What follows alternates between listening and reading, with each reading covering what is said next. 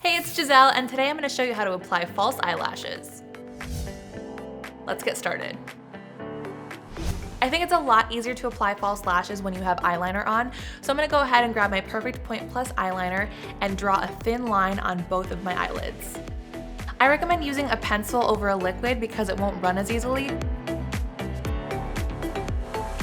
Now let's get started with the lashes. A general note, the shortest side goes on the inside. Now you're gonna gently peel your lash out of the packaging. Starting from the inside. And I'm gonna measure this lash against my eye. Now, as you can see, the lash has already lost some of its shape.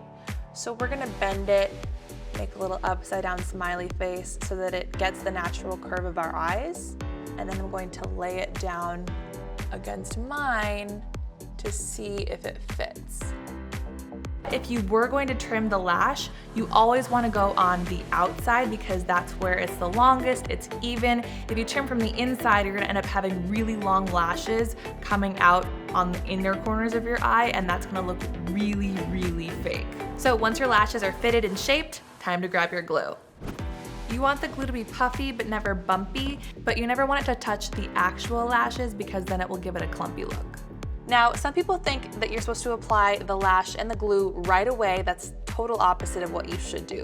What I like to do is I will continue to make this little curvy smiley shape as it's drying and getting tackier, and then that way it'll maintain that curvy shape and be easier to lay on my eyelash. And general rule here, if you are wearing eyeliner, you want to be able to put the lash low enough to where you see the liner go above the lash, but high enough to where you're not actually sticking it to your actual lashes because that will be really painful to remove. Definitely press down on those ends because you do not want those to lift. Now I'm getting my other lash. And if for any reason you notice a part of your lash starting to lift, go ahead and grab a cotton swab or an eyeshadow brush, dip it in a little bit of glue, and then dab it where that glue is missing. And last but not least, mascara. I recommend using a dark brown instead of a black. That way it softens up the look just a little bit. And with as much drama on your top lashes, you definitely don't want to forget the ones on the bottom. And that's my easy breezy false lash tutorial. For more CoverGirl videos, click here.